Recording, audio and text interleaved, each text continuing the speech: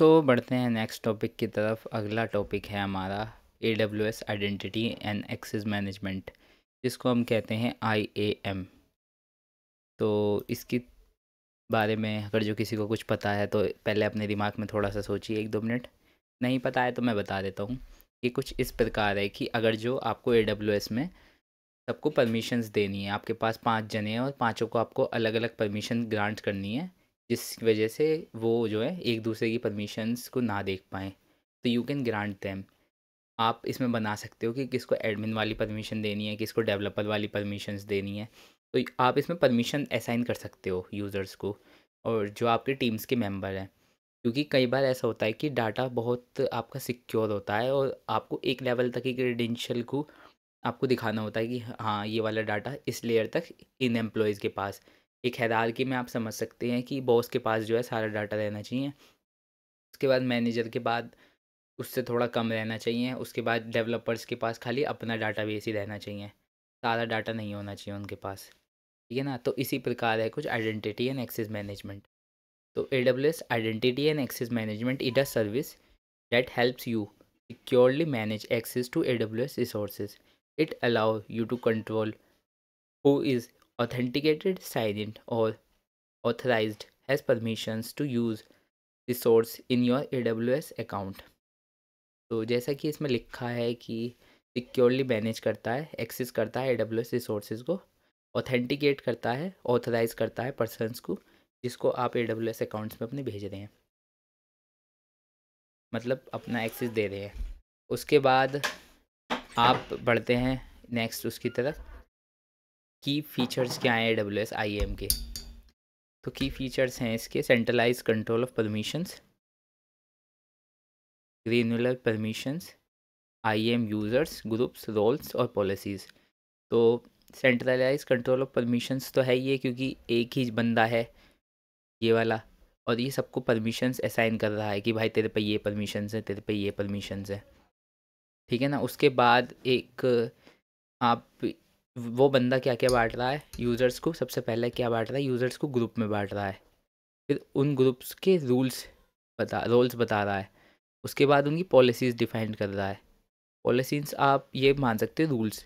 Policies जो है JSON format में होती है, जेसन डॉक्यूमेंट्स में होती हैं और वो बताती हैं कि इस यूज़र को कितनी मतलब परमिशंस मिलनी चाहिए। उसके बाद आप ग्रेनुलर परमिशंस देख सकते हैं। IAM let's you specify who can do what, which services and actions a user can access, who can assign permissions based on specific tasks or list privileges to ensure security। तो मतलब कौन आपकी permissions को change कर सकता है, कौन आपकी परमिशंस को मतलब दूसरे को असाइन करेगा, ये ग्रेनुलर परमिशन वो चीज़ है। उसके बाद IAM user, these are the individual or applications that need to be interact with AWS. Each user can be assigned permissions to access AWS resources। इससे आप ये समझ सकते हो कि हर इंडिविजुअल, IAM यूज़र आप वही कह सकते हो कि जो एक यूज़र है जो आपके लास्ट एंड पे यूज़ कर रहा है AWS की परमिशंस को, वो है IAM यूज़र।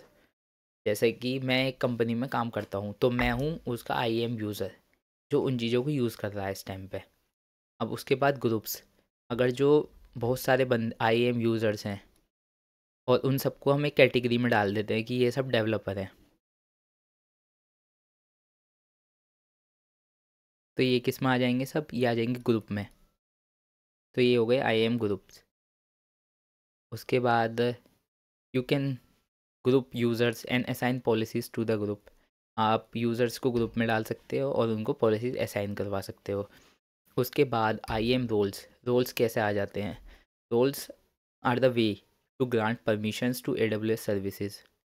तो रोल्स की हेल्प से हम ग्रांट करते हैं परमिशंस AWS यूज़र्स को।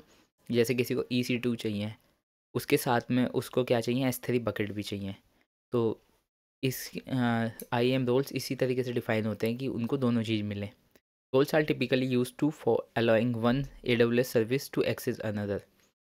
कि अगर जो कोई बंदा एक सर्विसेज यूज़ कर रहा है उसके बाद उसको दूसरे की नीड है तो वो यूज़ कर पाए उनको। Role can also assumed by different user और services allowing temporary access. Roles को हम टेम्परेरी एक्सेस भी कर सकते हैं, इसको हम आगे देखेंगे अभी कि कैसे हम क्रेडेंशियल्स देते हैं जिससे कि वो बंदा मतलब कुछ टाइम के लिए हमारी सर्विसेज को यूज़ कर सकता है, और कैसे हम देते हैं क्रेडेंशियल्स की वो लंबे टाइम तक हमारी सर्विसेज को यूज़ कर सकता है। उसके बाद पॉलिसीज़ हम देखते हैं इसके अंदर। जो आईएम पॉलिसीज़ होती हैं, मैंने जैसे कि आपको बताया, वो जेसन डॉक्यूमेंट में होती हैं। जेसन डॉक्यूमेंट भी आपने अगर जो जावास्क्रिप्ट पढ़ी होगी तो उसमें होता है जेसन। और जैसे कि अगर जो किसी ने मर्न स्टैक करा हो तो उसके अंदर एक मतलब जितनी भी डिपेंडेंसीज डाउनलोड करते हैं वो एक फाइल में सेव हो जाती हैं।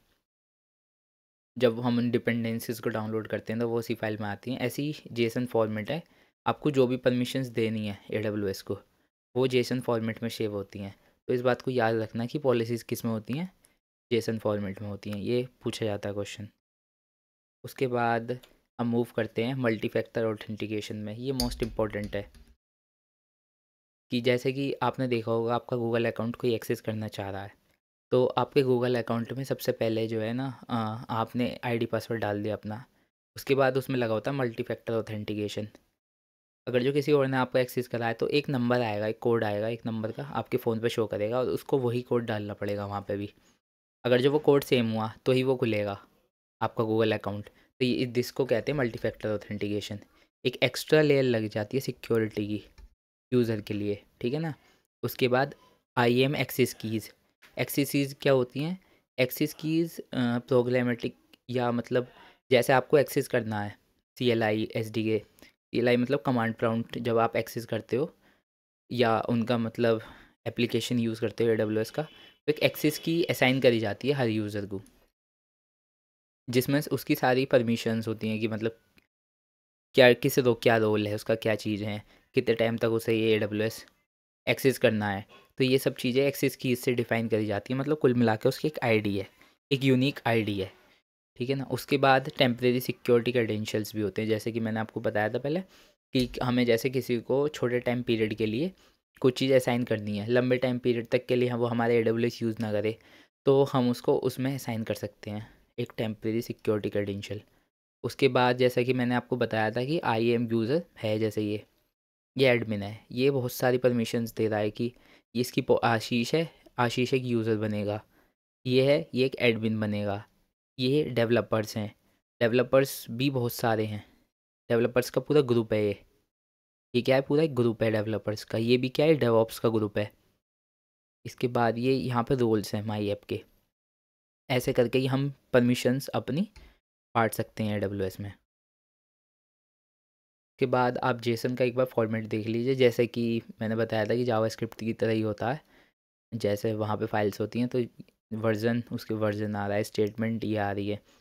उसके बाद ये इफ़ेक्ट कौन सा लग रहा है, अलाउ कर रहे हैं, क्या चीज़ अलाउ कर रहे हैं, हम S3 को अलाउ कर रहे हैं। रिसोर्स क्या है ये बताया है। उसके बाद बस आज के लिए इतना ही कहूँगा मैं। और आप ये समझ सकते हो कि क्लाउड कंप्यूटिंग हर चीज़ प्रोवाइड करवाता है आपके लिए। एक डाटाबेस प्रोवाइड करवाता है, एक एप्लीकेशन है जिसकी मदद से आप चीज़ों को असाइन कर सकते हो, सर्वर प्रोवाइड करवाता है आपको, आपको स्टोरेज प्रोवाइड करवाता है, आपको एक्सेसिबिलिटी प्रोवाइड करवाता है, जिसकी मदद से आप अपने क्लाउड को कहीं से भी एक्सेस कर सकते हैं। एक्सेस मीनवाइल कि आप फ़ोन से भी एक्सेस कर सकते हैं उसको, लैपटॉप से भी एक्सेस कर सकते हैं उसको, और अलग रिसोर्सेज से भी एक्सेस कर सकते हैं। और पब्लिक प्राइवेट हाइब्रिड क्लाउड मैंने आपको बताए थे। पब्लिक जो एक्सेसिबल बाय ऑल होगा, हाइब्रिड जो एक्सेसिबल होगा पब्लिक प्लस प्राइवेट क्लाउड के, वो हाइब्रिड होगा। उसके बाद में प्राइवेट क्लाउड वो होगा जिसमें क्रेडेंशियल्स चलेंगे, लाइक ये वाले I AM access keys, temporary security credentials. तो वो होंगे प्राइवेट क्लाउड्स, जिसको यूज़र्स पब्लिक वाले यूज़ नहीं, मतलब हर कोई यूज़ नहीं कर पाएगा, जो स्पेसिफिक जिसको मिला हुआ होगा वो यूज़ कर पाएगा। तो दैट्स ऑल। अभी फिर नेक्स्ट टॉपिक की तरफ बढ़ते हैं। अभी हम बढ़ चुके हैं अपना, हमने 2 टॉपिक कवर कर लिए हैं यहाँ पे। ये वाले what is cloud computing, AWS identity and access management, जिसको हम IAM भी कहते हैं। इन दोनों के दो ही चीज़ जो इम्पोर्टेंट है मैं आपको बता देता हूँ। के अंदर तो यही है कि क्लाउड कंप्यूटिंग क्या होता है, और ये किस मॉडल पर काम करता है, पे एज़ यू गो मॉडल पर काम करता है। और उसके अलावा इसमें आईएएम जो है उसकी पॉलिसीज जेसन डॉक्यूमेंट में लिखी जाती हैं, और उसके अंदर जो है मल्टी फैक्टर ऑथेंटिकेशन लगता है। बस ये चीज़ इंपॉर्टेंट है अभी के लिए, 2 से 3 क्वेश्चन बन पा रहे हैं हमारे। अभी हम आगे आगे जैसे ही बढ़ते जाएंगे हमें पता चलता जाएगा कि EC2 क्या है। EC2 बहुत इंपॉर्टेंट है, इससे मिनिमम 3 से 4 क्वेश्चंस आते हैं। वीडियो को ना लंबा करते हुए मैं आपको खाली 35 सर्विसेज ही पढ़ाऊँगा, जो 35 सर्विसेज आएंगी मोस्टली आपके एग्ज़ाम में।